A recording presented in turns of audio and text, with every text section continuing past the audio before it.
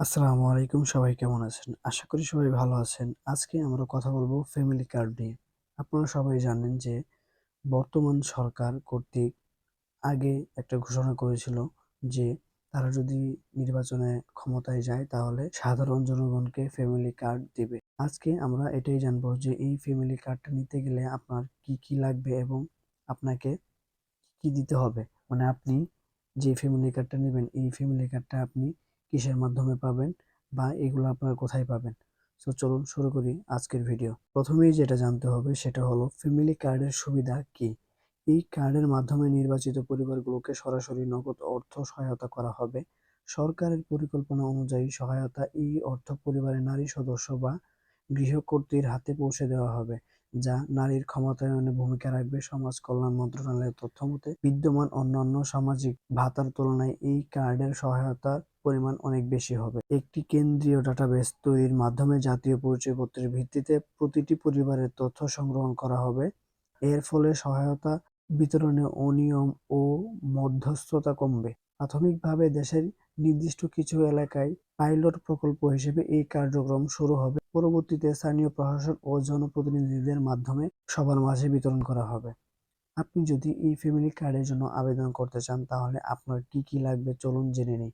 প্রথমত যেটা লাগবে সেটা হচ্ছে আপনার জাতীয় পরিচয়পত্র, অর্থাৎ আপনার যে ভোটার আইডি কার্ডটা রয়েছে ওই ভোটার আইডি কার্ডটা লাগবে।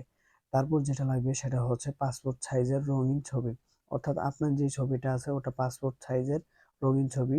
আর ৩ নম্বরে যেটি লাগবে সেটি হলো একটি সচল মোবাইল নাম্বার। এখানে আপনি আপনার যে একটা আপনার যে মোবাইল নাম্বারটা রয়েছে, মানে আপনার যে নাম্বারটা আপনি ব্যবহার করেন এবং ভবিষ্যতে যে নাম্বারটা চলমান থাকবে ওই রকম একটা নাম্বার লাগবে। এখন আপনারা ওই আবেদনটা কোথায় করবেন? ফ্যামিলি কার্ড চালুর অবস্থায় এটা কিন্তু খুব অল্প সংখ্যক কয়েকটা জায়গায় চালু করা হবে।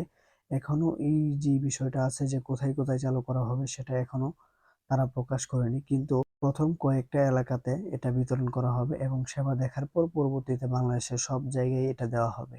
এবং এই কার্ডটার আবেদন করার জন্য আপনাকে ইউনিয়ন পরিষদ, পৌরসভা বা কাউন্সিলর কার্যালয় থেকে সরাসরি আবেদন ফর্ম গ্রহণ করতে হবে এবং ওই আবেদন গ্রহণ করার পর, মানে ওই আবেদনপত্র গ্রহণ করার পর আপনাকে ওগুলা ফিল আপ করে আবারও তাদের কাছে জমা দিতে হবে। তখনই কিন্তু আপনি এই যে কার্ডটা আছে ওই কার্ডটার জন্য কিন্তু আবেদন আপনি করতে পারবেন। সো আশা করি আপনারা বুঝতেই পেরেছেন যে এই ফ্যামিলি কার্ডের বৈশিষ্ট্যসমূহ কি কি এবং এই ফ্যামিলি কার্ডটা পেতে আপনাদেরকে কি কি থাকতে হবে বা এই ফ্যামিলি কার্ডটা সংগ্রহ করতে আপনাকে কি করতে হবে, কোথায় যেতে হবে। এই ফ্যামিলি কার্ড নিয়ে অবশ্যই আরো ভিডিও আসবে।